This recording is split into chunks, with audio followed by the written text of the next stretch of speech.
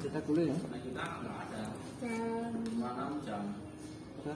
Ada jam itu. Dorong aja. Ya.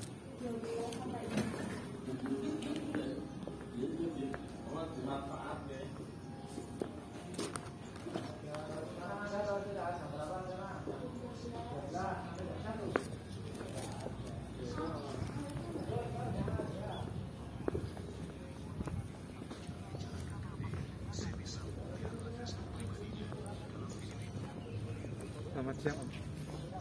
Ini katanya prakomplek. Ada 4 candi. Jadi yang pertama di sini Candi Prambanan, nomor 7, abad 9 dari kerajaan Hindu. Tapi yang menarik itu nomor 12, 11, 10 itu juga menarik itu, abad 8 lebih tua lagi. Kerajaan Buddha, Sailendra namanya. Jadi di kompleks luas 80 hektar ini bisa melihat 4 kompleks candi, Hindu 1, 10, 11, 12 Buddha. Bagaimana kalau pakai pemandu Om, nanti diterangkan, menarik loh Om. Tapi ada charge-nya Om.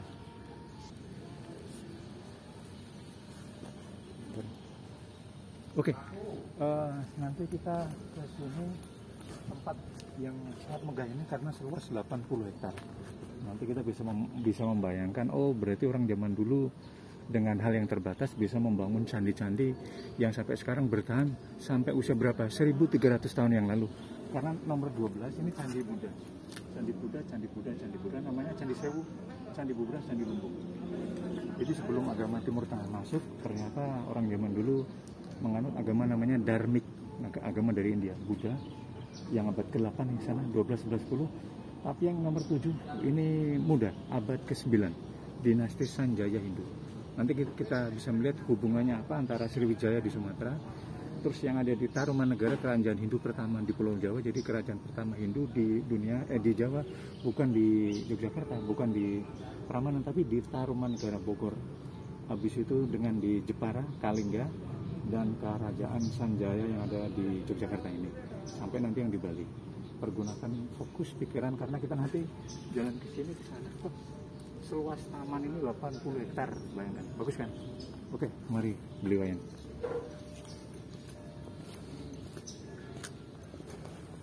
Kita sekarang proses awal memasuki taman. Ini ternyata taman dibuat tahun 89 sama Presiden kedua, Soeharto. Bisa dilihat di sini 6 Juli 1989.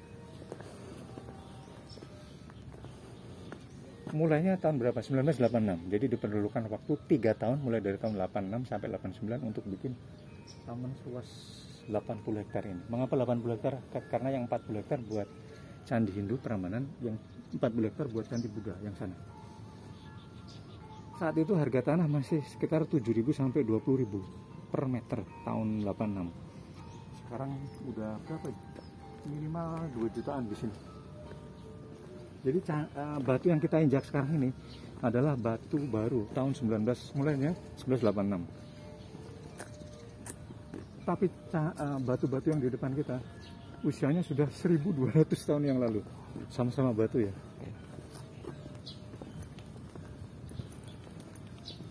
Terus ini pandangan umum dulu, mengapa kok orang bikin candi. Kita harus tarik garis lurus ke belakang dulu. Ada 2 penemuan dalam sejarah umat manusia yang paling penting. Nomor 1, ditemukannya kertas di mana di Cina sekitar tahun 105 oleh Ceylon. Jadi bangsa Cina adalah bangsa yang sangat kuat, maju karena apa? Mulai abad kedua dia udah nulis di kertas. Sebelumnya di semacam di kulit atau di tempat-tempat yang lain kan. Cuma secara resmi abad kedua mulai ditulis di kertas. Jadi sejarah bangsa China, kunci hidup, strategi hidup ditulis di sana. Oleh karena itu kalau mereka punya anak bilang, kamu kalau mau jadi seorang tabib, kayak dokter, ini baca bukunya. Sudah kami ceritakan semuanya. Kalau kamu mau dagang, ini bukunya. Sudah ada. Oleh karena itu bangsa Cina unggul di 2 subjek ya. Obat-obatan, kedokteran, dan dagang. Nomor 2, ditemukannya mesin cetak tahun 1450 oleh orang Jerman. Jadi sejak tahun 1450 namanya Bible, Alkitab, dicetak. Sehingga orang Eropa sudah membaca dan menulis sekitar 1.500 tahun yang lalu. Belum lama, masih lama China. Jadi kalau bangsa kita kadang malas baca buku, menulis, ya wajarlah. Karena kan belum punya tradisi membaca yang berusia 500 tahun. Tapi itu bukan sebagai alasan kalau kita malas. Lah, sekarang sangkut pautnya dengan candi apa? Lah, di saat China punya kertas, Eropa punya mesin cetak, punya buku ya, negara kita belum punya apa-apa. Jadi mediumnya yang dipakai adalah batu. Jadi sejarah kita, ilmu kita, strategi hidup kita dipakai di batu. Oleh karena itu candi semacam buku berbatu. Bahkan yang paling dahsyat itu di Candi Siwa. Ada cerita Ramayana sepanjang kalau batu-batunya ditumpuk di satu garis lurus cuma panjangnya 200 meter. Bayangkan, beli wayan. Buku berbatu sepanjang 200 meter. Lebih tepatnya komik berbatu. Karena kalau buku nanti ada hurufnya. Tapi ini kan gambar. Jadi medium zaman dulu adalah lewat batu. Bisa lewat batu, bisa lewat kertas, bisa lewat pakaian. Apalagi kalau lewat batu kan juga menarik. Yang selanjutnya adalah di depan kita ini. Ini papan informasi. Untuk ke dalam ini kita harus pakai 2 jurus sakti. Apakah itu kayak ini, pakai namanya teori legenda dan teori fakta. Jadi untuk memahami apapun yang dipakai adalah menurut legenda atau menurut fakta. Karena kalau kita nggak pakai itu, nanti kita terjebak oleh namanya sekitar 80% orang Indonesia yang suka cerita legenda, fakta. Jadi tidak maju-maju. Namanya mindset. Buktinya apa? Kita lihat di sini. Teng teng teng. Kita baca ya. Bahkan sempat menjadi soal waktu kita SD. Berapa jumlah candi? 1.000 candi. Siapa yang bikin candi? Bandung Bondowoso. Jadi di Jawa Barat ada kota namanya Bandung, di Jawa Timur ada kota lagi namanya Bondowoso. Tapi kalau di sini Bandung Bondowoso adalah nama raja yang bikin candi. Segera kita hentikan. Kita harus pakai 2 jurus itu tadi. Berapa jumlah candi? Menurut legenda 1.000 candi. Menurut fakta, setelah dihitung mulai dari kiri, sebelah belakang, sana lagi, candi seluas 40 hektar ini dihitung benar-benar jumlah candinya cuma 240, bukan 1.000. Itulah yang harus mulai pelan-pelan kita masukkan dalam pikiran kita, menurut legenda atau menurut fakta. Versi legenda atau versi fakta. Lagi, siapa yang bikin candi? Menurut legenda ini Bandung Bondowoso. Menurut fakta itu kita harus ke Jakarta karena ada prasasti yang diambil dari Candi Prambanan dibawa ke Jakarta, namanya prasasti Siwagraha. Di prasasti ini ditulis yang bikin candi adalah nama lengkapnya sangat bagus. walaupun tidak terkenal. Sri Maharaja Rakai Pikatan. Ya, bagus kan? Bukan Bandung Bondowoso. Kalau cerita ini benar, harusnya di prasasti itu ditulis yang bikin candi adalah Bandung Bondowoso beserta pasukan jin. Jadi harus jangan kita lupakan lagi pasukan jin yang bikin candi ini. Kan orang kita kan masih percaya kayak gitu. Nomor ketiga, berapa lama bikin candi? 1 malam. Mengapa 1 malam? Karena Bandung Bondowoso punya pasukan jin yang bisa disuruh. Jadi tidak capek-capek, cuma satu malam doang. Tapi kan udah kita kunci tadi supaya kita punya pikiran yang bagus menurut legenda. Nomor 4, sangat sering sekali ini. Bagaimana bikin candi? Bagaimana merekatkan batunya? Karena kalau besi kan kita las, kalau kertas kita staples, kalau kain kita jahit. Terus kalau manusia, bapak ibu, cewek cowok ada tali asmara lah. Kalau batu apa? Yang sering kita dengar selama ini, bikin candi merekatkannya pakai putih telur, ya kan? Putih telur, tetes lebu, madu, dicampur lumpur hitam karena belum ada semen. Itu tadi menurut legenda. Menurut fakta nggak mungkin. Menurut fakta, kalau ada 2 juta blok batu ya di sini di depan kita, berapa telur, berapa ayam kalau pakai putih telur. Berarti bikin candi harus batunya dikunci, dilas, pakai apa? Interlocking stone atau itu tadi namanya puzzle atau Lego. Ada yang ngomong Lego, puzzle, atau interlocking stone atau batu berkait. Oke, kita lihat itu. Nomor 5 yang terakhir, candi identik dengan kerajaan. Bikin candi ini kerajaan apa? Kerajaan Hindu Sanjaya. Kalau Bandung Bondowoso kerajaan di mana? Enggak ada. Jadi kerajaan fiktif, fantasi, imajinasi. Dan itu sih nggak apa-apa awalnya. Jadi orang mendengar cerita itu kan, terus orang pengen tahu, wah penasaran. Yang bener, masa pakai putih telur, tetes tebu. Terus orang penasaran. Jadi sebetulnya cerita itu dibuat sebagai marketing supaya kita kesini. Dan karena tidak didampingi oleh itu tadi menurut legenda atau menurut fakta, orang lebih percaya yang pakai 1 malam, putih telur, ayam berkokok dibanding yang cerita resmi dari itu tadi, dari babonnya dari India kan kalau bikin candi. Oke, beli wayan di sini, foto dulu di depan huruf Prambanan. Enggak. Oke. Terus kita ke pojok untuk melihat proses bikin candi. Jadi candi yang di depan ini adalah candi namanya turunan, derivatif atau anak-anaknya. Terus kakek neneknya di sana, di pojok situ.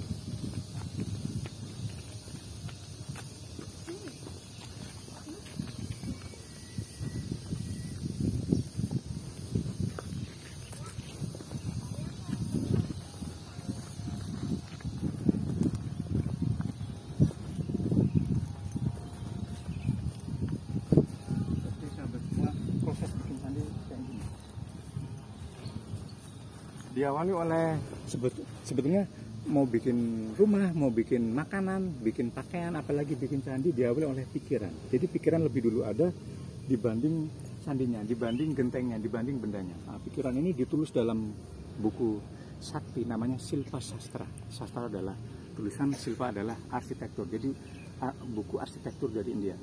Sangat bagus sekali. Apakah itu begini?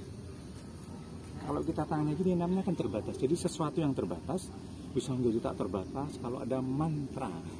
Ya, jadi mantra. Apa hubungannya dengan candi? Ya ada, karena mantra adalah berulang-ulang. Kalau ada di depan kita 2 juta blok batu, berarti batunya diulang-ulang. Benar sekali. Kita lihat di sini. Teng teng teng. Jadi awalnya di sini. Batu di pojok L. Kan L. Batu di pojok lagi L. Di sana pasti L. Di sana pasti L. Jadi perlu L4, 1, 2, 3, 4. Antara L1 dan L2 model batu kedua. I L I. Lain pengulangan ini namanya mantra L I. Model batu kedua, model batu ketiga di dalam candi. Model batu Z namanya. Nanti kita bisa lihat. Jadi proses bikin candi, batunya harus diulang-ulang. Ada 3 proses lengkapnya. Nomor 1 diulang, kedua lapisan. Kalau orang sekarang menamakannya ditumbuk-tumbuk, lihat candi ke Prambanan. Cuma tumpukan batu, lebih tepatnya dilapis-lapis. Karena apa? Ini 1 lapis ya. Untuk bikin candi yang besar itu, Candi Mahadewa Siwa Mahadewa, diperlukan sekitar 100 lapis. Candi yang kecil perwara ini 30 lapis. Oke, kita bayangkan ya, ini kan satu lapis. Besoknya kan otomatis bikin LI 2 lapis, besoknya lagi LI 3 lapis, 4 lapis, 5 lapis. Jadi cuma pengulangan LI. Intinya lapisan. Proses yang ketiga, target. Raja kan ngomong, hai rakyatku, saya mau bikin candi. Karena apa? Untuk menulis pesan kita, sejarah kita, biar tidak hilang. Kita bikin 3 grup. Kamu bikin L, kamu bikin I, kamu bikin Z. Laksanakan. 3 tahun harus jadi. Jadi sifat yang bagus adalah nurut. Kan raja kan nurut, laksanakan. Rakyat nurut. Lah 3 proses ini dinamakan, kita singkat, pertama diulang, kedua lapis, ketiga target, ULT, ulet. Jadi kalau bahasa zaman dulu ulet itu ternyata ada artinya, cuma diulang-ulang, dilapis, lapis-lapisan, terus targetnya. Tanpa target nggak mungkin, tidak mungkin jadi.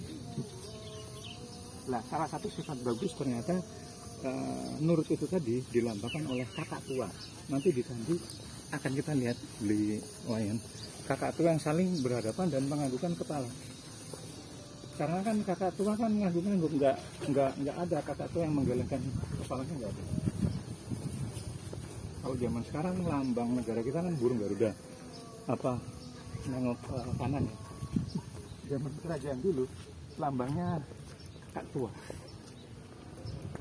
Terus nyambung dari lapisan batu tadi ya, lantai yang kita injak ternyata lapisan. Ini kan 1 lapis, 2 lapis, 3 lapis, 4 lapis.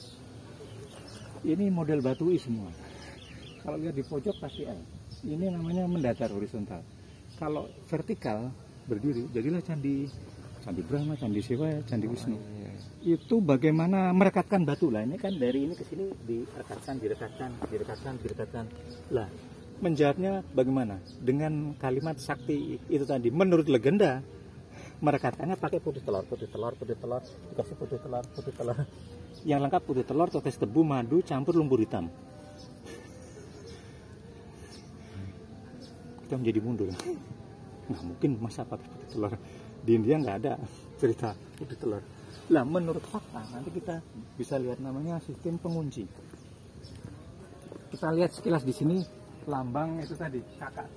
2 burung yang saling ini burung ini sama burung ini, lihat kepalanya kan gini. Nah, kalau gini namanya nurut. Nanti ada beberapa burung yang kepalanya gini. Nah, tidak nurut, oposisi, membangkang. Nanti ada lagi yang gini. Ini kalau lagi berantem perang kan kayak gini. Lah, kondisi ini ada 3 kemungkinan dari nurut, membangkang, oposisi, ngeyel, sama perang. Dinamakan, kalau orang Jakarta namanya chemistry. Ini ada chemistry, ada ikatan. Ini tidak ada ikatan. Kalau bahasa zaman dulu namanya cakra. Cakranya terbuka kan gini, cakranya terbuka 1. Kalau dua-duanya tertutup, ini kalau lagi perang. Oh, iya.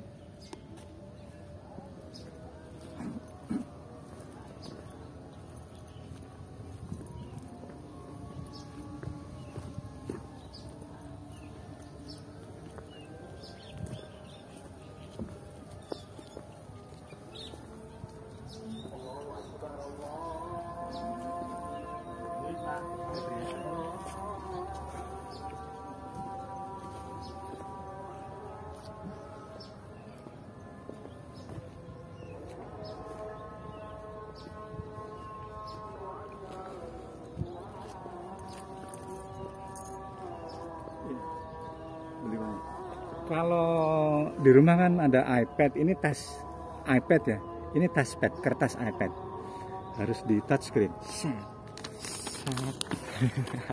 Ya, di sini sudah ditulis beberapa hal, ada 6 hal ya, sekaligus jawabannya menurut legenda, fakta, fakta, biar kita naik tingkat, naik pangkat. Namanya Burloka, Triloka, 3 halaman.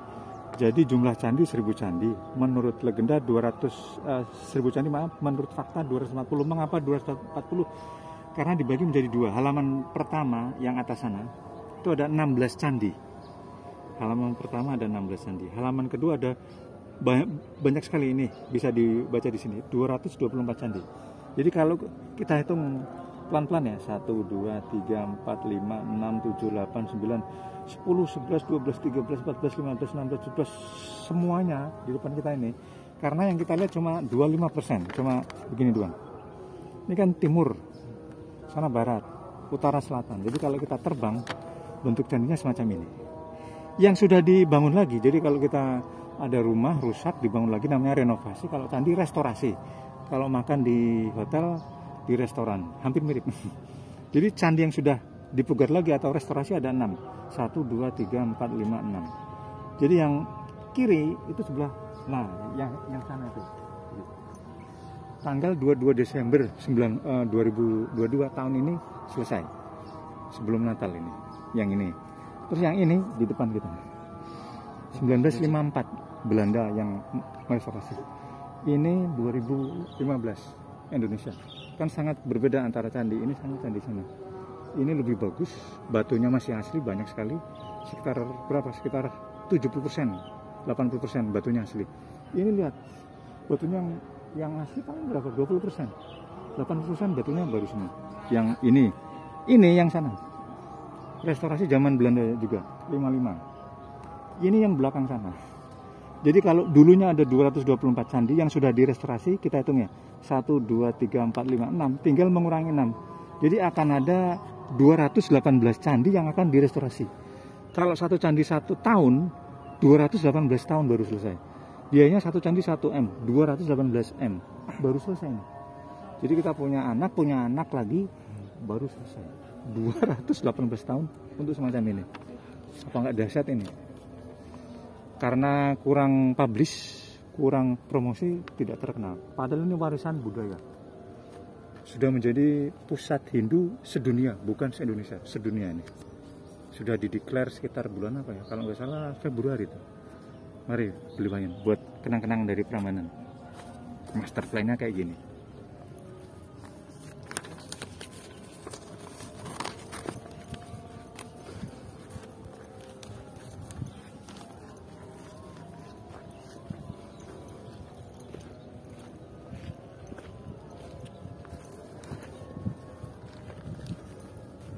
Nah, sekarang mulai jelas ya. Kalau biologi tubuh manusia atau manapun hewan juga punya DNA. Ternyata candi juga punya DNA. Buktinya apa? Itu huruf I, ya kan I. Ini di depan sini Z itu kan Z. Itu L. Ini yang paling lengkap. Ini L depan. Jadi yang kita lihat yang awal itu malah kakek neneknya itu. Podanya candi kan yang tadi. Yang L itu pasti di pojok sana, L. Kalau ada L lagi di pojok sana L. Antara L2 sama L1. Jadi yang panjang ini cuma pengulangan. Ini I-nya paling banyak sekali. Terus kalau Z di mana? Kayak itu. Itu kan Z. Untuk pintu masuk candi. Nah, nanti kita lihat yang sebelah dalam.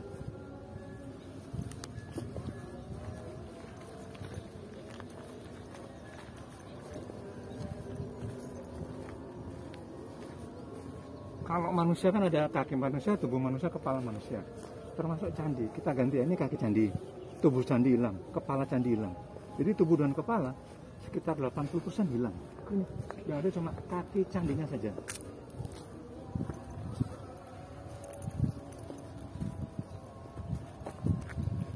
Lah ini itu Z-nya di situ.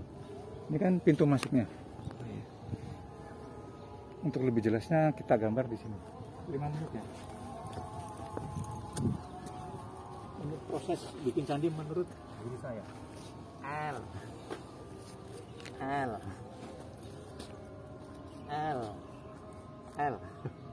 4L ya. Terus antara 1 2 3 4 mengapa tidak? I.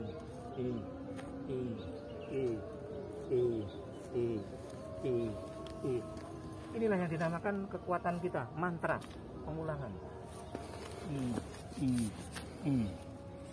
L, I. Yang ketiga Z, tapi huruf Z-nya kayak gini.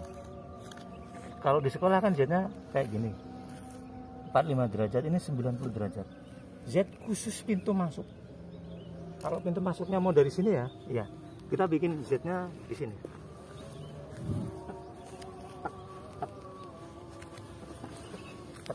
belakangnya L lagi. I lagi. Ini ilmu dari India ini. Ini kan satu lapis. Lah untuk bikin candi itu ya diperlukan LI 10 lapis, 10 lapis, 10 lapis, 30 lapis. Jadi ternyata kalau candi kita lihat, kita zoom in, itu cuma potongan 3 model itu tadi. Ini Z-nya pintu masuk dari sini. Saya mau bikin candi, pintu masuknya dari sini. Ya mengapa tidak? Begini dong. Pintu masuk dari sini.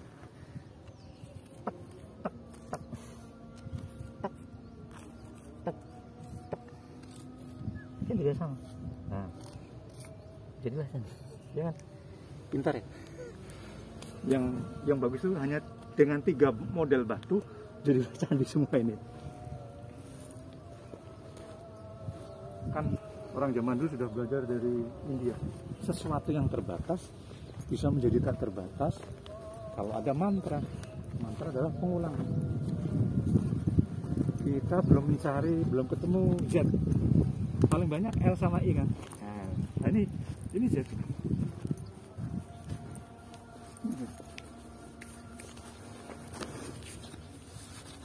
Ini lengkap beli lumayan. L I Z. Liz.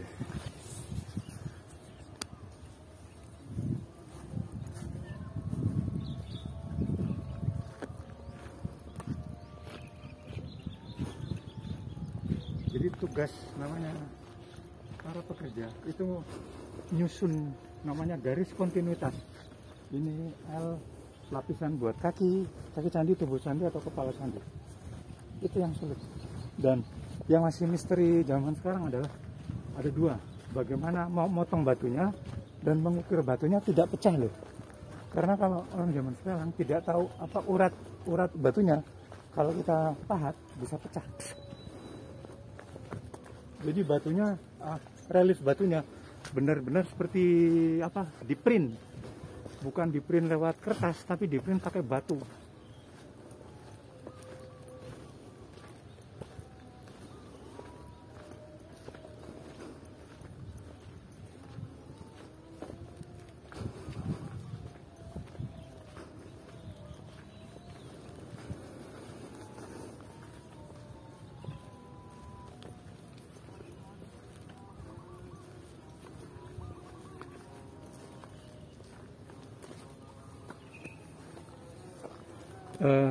Jadi di dunia ini ada 3 budaya. Pertama budaya ngomong, kedua mendengarkan, yang terakhir ada nulis.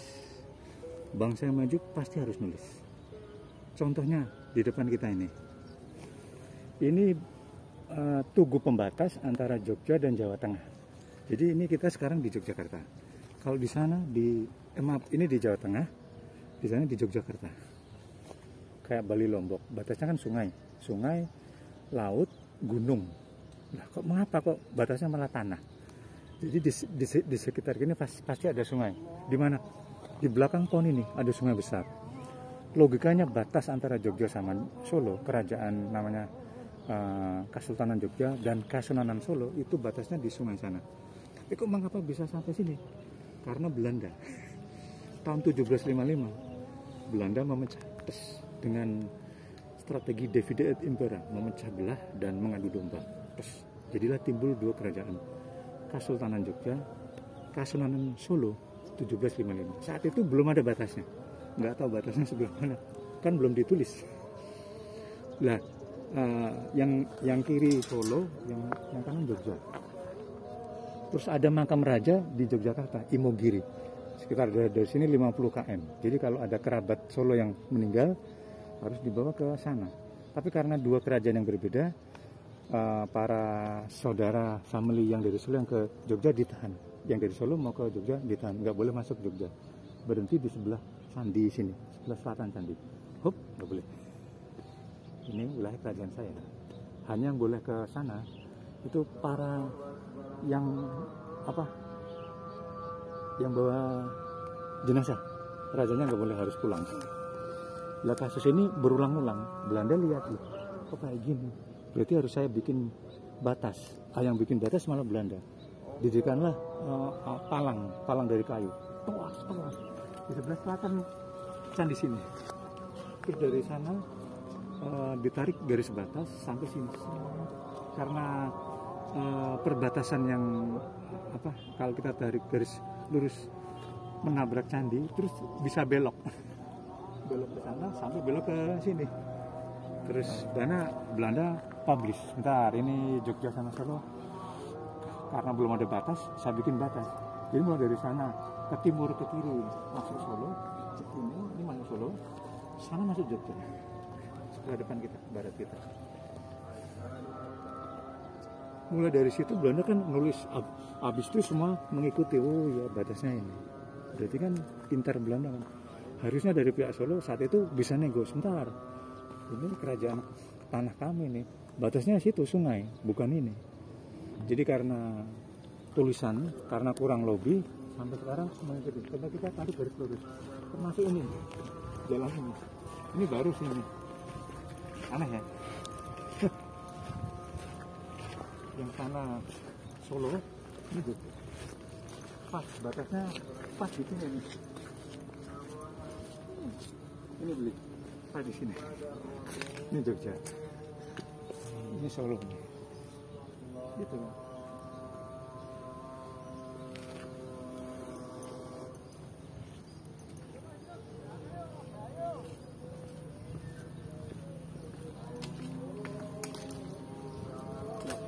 Batas alam dimanapun, kerajaan manapun, sebelah kiri kita sungai.